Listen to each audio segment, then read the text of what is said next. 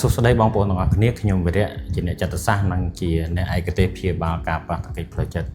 ជាងថ្ងៃនេះយើងអាចស្វែងយល់ជាមួយគ្នាអំពីរបៀបកត់សម្គាល់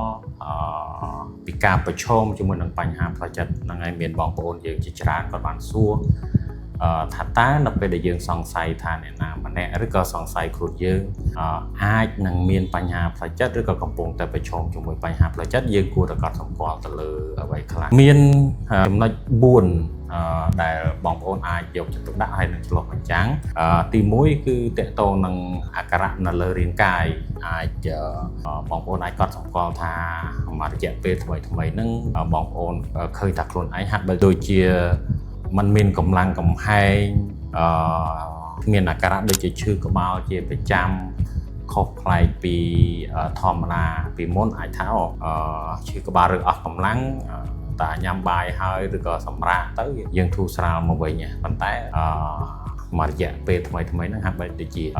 នៅតែគឺនៅតែអស់កម្លាំងជាប់ជាប្រចាំហើយទី2តកតងនឹងការគេង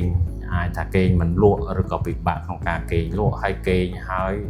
មានអារម្មណ៍ថាដូចអត់ឆ្អែតនៅតែងោកនៅតែងុយឬមួយក៏គេងលក់តែនៅពេលដែលងើបមកងើបមិនរួចមានអារម្មណ៍ថាដូចពិបាកក្នុងការងើបវាធ្វើទុកដូចវាអត់ស្រួល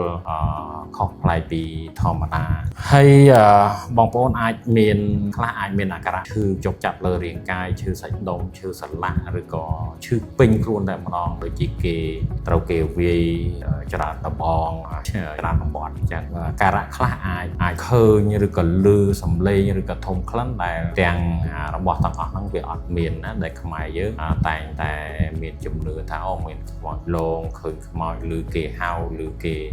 និយាយតែការពិតអត់មានទេឬមួយក៏ធំក្លិនធូបធំក្លិនអីជាដើមអញ្ចឹងអានឹងជាអាការៈដែលបងប្អូនអាចកត់សម្គាល់ទៅលើផ្នែកផ្លូវកាយដែរណាហើយទី2គឺផ្នែកអារម្មណ៍កត់សម្គាល់ទៅលើផ្នែកអារម្មណ៍បងប្អូនអាចកត់សម្គាល់ដល់ពេលខ្លះហាក់បីដូចជាយើងមានអារម្មណ៍ព្រួយហួសផ្នែកពីធម្មតាដែលពេលខ្លះអត់មានហេតុផលសមរម្យហើយចេះតែភ័យខ្លាចឬក៏សង្ស័យពីរឿងនេះពីរឿងនោះក៏សង្ស័យអ្នកនេះសង្ស័យអ្នកនោះអ្នកដែលមានអាការៈបែបហ្នឹងបានយល់ហើយបានដឹងថានៅពេលដែលយើងសង្ស័យហ្នឹងអារម្មណ៍យើងបែបណាគ្រាន់តែកត់សម្គាល់ថាវាខុសប្លែកធម្មតាយ៉ាងម៉េចហើយនឹងមានអារម្មណ៍ខឹមគ្មានទីពឹងមើលទៅអនាគតថាបែបដូចជាមានអីគួរឲ្យចាប់អារម្មណ៍ត្រេកតាអាលសោះចាប់ផ្ដើមសោកសង្រេងចាប់ផ្ដើមតងេះសង្ងោចហើយនឹងតកតនឹងអារម្មណ៍ដែរចេះតែមានអារម្មណ៍ងាយប៉ះងាយខឹងងាយឆេវឆាវអ្នកណានិយាយឬក៏មានអីប៉ះពាល់មកលើយើងតិចដែលពីមុនមកមិនអីទេតែមួយរយៈពេលថ្មី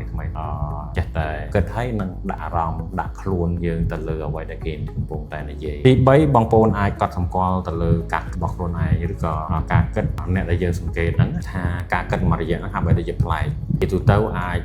វិជ្ជមានដែលពីមុនមកយើងគិតធម្មតាពេលខ្លះក៏មានអវិជ្ជមានមានពេលខ្លះក៏វិជ្ជមានឬពេលខ្លះគិតល្អគិតមិនល្អធម្មតាប៉ុន្តែមួយរយៈក្រោយនេះហាក់បីដូចជាការគិតរបស់យើងភាគច្រើនឬក៏ជាទូទៅគឺគិតអវិជ្ជមានរឿងអីក៏ពិបាកដែររឿងអីក៏អាក្រក់ដែររឿងអីក៏ជាបញ្ហាដែរ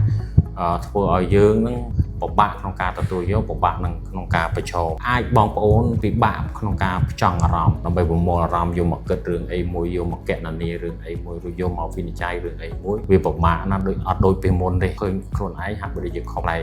ពីធម្មតាការផ្ចង់អារម្មណ៍របស់យើងពីមុនពេលដែលយើងអានឬក៏មើលអីហាក់បីដូចចាប់បានឬក៏ចងចាំខ្លឹមសារឯកសារទាំងអស់ហ្នឹងឬក៏រឿងរ៉ាវទាំងអស់ហ្នឹងងាយស្រួលប៉ុន្តែមួយរយៈក្រោយហាក់បីដូចជាអត់ទេអានហើយក៏បាត់ទៅវិញឬក៏គ្រាន់តែមើលរឿងហើយស្ដាប់រឿងហើយក៏បាត់ទៅវិញមិនដឹងថាគេនិយាយពីអីនេះក៏តកតនឹងការគិតអាការៈនៃការគិតដែរវាខុសប្លែកពីធម្មតាដែរ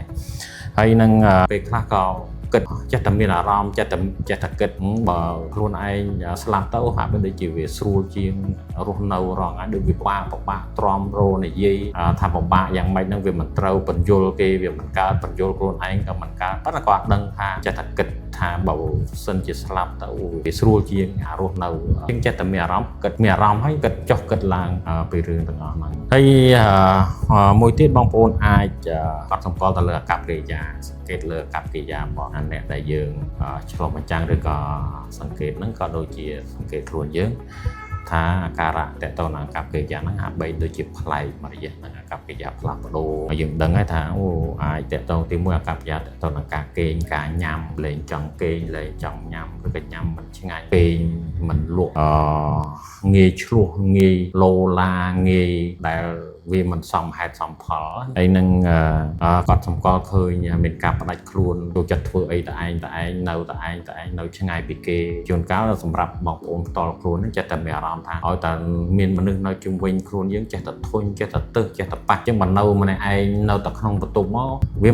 មិនស្រួលទេប៉ុន្តែគាត់ថាយ៉ាងហោចណាស់ក៏វាស្រួលជាងនៅកន្លែងដែលមានមនុស្សម្នានិយាយទៅប៉ះវាឬក៏និយាយទៅស្ដាប់មកគួរឲ្យធុញអីចឹងជាដើមណាហើយពេលខ្លះយើងក៏សម្គាល់ពីអាកប្បកិរិយាអវិជ្ជមានមួយចំនួនដូចជាការប្រើប្រាស់គ្រឿងស្រវឹងផឹកស្រាជក់បរិយឬអ្នកខ្លះក៏ធ្លាក់ខ្លួនដល់ការប្រើប្រាស់គ្រឿងញៀនអីជាដើមចូលចិត្តហិង្សាអីជាដើមអញ្ចឹងនេះជាចំណុចសំខាន់មួយចំនួនដែលបងប្អូនអាចកត់សម្គាល់ហើយពិនិត្យមើលវាថាកម្រិតនៃការរំខានឬក៏កម្រិតនៃការផ្លាស់ប្ដូរខុសពីធម្មតាហ្នឹងខ្លាំងឬក៏តិចឬក៏ច្រើនហើយនេះការកត់សម្គាល់នេះក៏ជារបៀបមួយនៃការយកចិត្តទុកដាក់របស់បងប្អូនក្នុងការស្វែងយល់ឬក៏វិតម្លៃខ្លួនឯងមុននឹងយើងទៅស្វែងរកសេវានៃការជួយឬក៏ទៅរកអ្នកជំនាញព្រោះការដែលយើងយកចិត្តទុកដាក់ហើយនឹងស្វែងយល់ពីខ្លួនឯងក្នុងស្ថានភាពថ្មីឬក៏ស្ថានភាពស្រាលនេះវាអាចជួយឲ្យការស្វែងរកសេវាឬក៏ជាការជំរុញលើកទឹកចិត្តឲ្យខ្លួនឯងទៅរកសេវាបានទាន់ពេលវេលាហើយនឹងជួយ